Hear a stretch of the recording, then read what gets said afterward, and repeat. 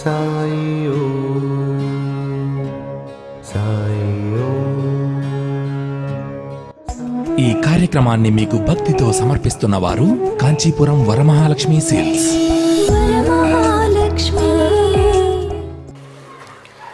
ఈ లోపల మసీదు గంటలు మోగినాయి. మధ్యాహ్న హారతికి అన్న గంటలు మోగుతున్నాయి, హారతికి పోదాం. ఇద్దరు హారతికి వస్తారు. మహిళలంతా పైన ఉన్నారట, పురుషులంతా కింద నిలబడి ఉన్నారు. ద్వారకామాయిలు హారతి ప్రారంభం అయిపోయింది. శ్యామ మరియు హేమడ్ పంత్ వీరిరువురు బాబాకు అటు ఇటు కూర్చున్నారట. బాబా చూసి అడిగట హేమడ్ పంత్ని, ఏరా కథ విన్నావా? బాబా నిజంగా చాలా ఆనందం అనిపించింది బాబా.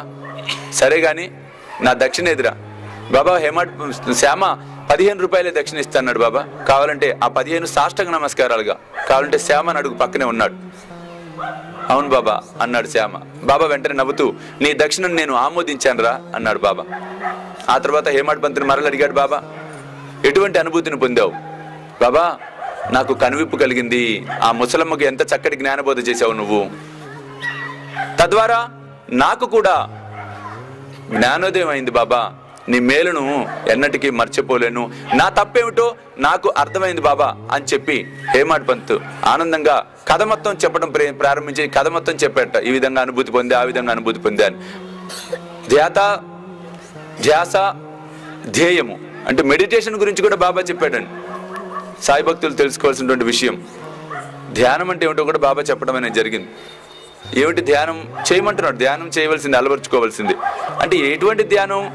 24 గంటలు 24 అవర్స్ సాయి నామస్మరణ, అంతేకాకుండా సాయి రూపాన్ని మనసులో గుర్తుపెట్టుకొని చూసే ప్రయత్నం చేయటం, మనసుతో చూసే ప్రయత్నం. కనులు మూసినా బాబా స్వరూపం కనపడాలి, కనులు తెరిచినా బాబా స్వరూపం కనపడాలి. ఈ విధంగా సాధన చేయగా చేయగా వృత్తులన్నీ శాంతపడతాయిట. ఇంద్రియ నిగ్రహం అనేది కలుగుతుంది. అరిషడ్ వర్గాలను నిగ్రహించుకోగలుగుతాం. తద్వారా సాధనలో ఇంకా ముందుకు వెళ్ళగలుగుతాం. అందుకే బాబా ఏం చెప్పాడు? తల్లి తాబేలు బిడ్డ తాబేలు, తల్లి తాబేలు బిడ్డ తాబేలుని ఎల్లవేళలా కనిపెట్టుకుని ఉంటుందట. అంతే తప్పితే ఇంకా వేరేది ఉండదు. బిడ్డ కూడా తల్లిని గుర్తుంచుకుంటూ ఉంటుందట. తద్వారా అద్భుతమైనటువంటి స్థితిని అంటే ఆ పెరుగుదల అనేది కలుగుతుందట బిడ్డ తాబేలుకు. అదేవిధంగా మనం కూడా చేయవలసిన పని, సాయి బంధువులారా, బాబాని సర్వకాల సర్వావస్థలు ఎందుకు గుర్తుపెట్టుకోండి. మీకు నచ్చిన ఫోటో తీసుకోండి, ఆ ఫోటోని చేతిలో పెట్టుకొని నకసిక పర్యంతం ఆ ఫోటోని చూసి కనులు మూసి మరలా ఆ రూపం గుర్తుకు తెచ్చుకునే ప్రయత్నం చేయండి. అలా రోజు ప్రాక్టీస్ చేస్తే ఒక రోజుకి చేతిలో ఫోటో అవసరంలా, కనులు మూయగానే ఆ రూపంలో బాబా మీకు దర్శనమిస్తూ ఉంటాడు. ఇంకా సాధన చేయగా చేయగా కనులు మూయకుండానే తెరిచి ఉన్నా కూడా ఎక్కడ చూసినా బాబా ఆ రూపంలో మనకి ఖచ్చితంగా దర్శనం ఇవ్వటం అనేది జరుగుతుంది. అందుకే బాబా ఈ పద్ధతిని మనకు చెప్పడం అనేది జరిగింది. అంతేకాకుండా నా పద్ధతి మిక్కిలి విశిష్టమైనది అన్నాడు షిరిడి సాయిబాబా. ఎటువంటి విశిష్టత? నా కథలను జ్ఞప్తికుంచుకొనుము.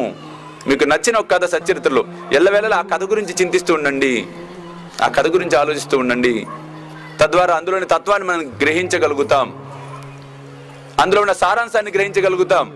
దాన్ని సాధన చేసే ప్రయత్నాన్ని మనం చేయటం అనేది జరుగుతుంది. కాబట్టి సాయి బంధువులారా, ఆ విధంగా రాధాబాయి దేశ్ముఖ్ ద్వారా బాబా అద్భుతమైనటువంటి అనుభవాన్ని మనందరికీ ప్రసాదించడం అనేది జరిగింది. జై బలో సమర్థ సద్గురు సాయినాథ్ మహారాజ్ కి జై.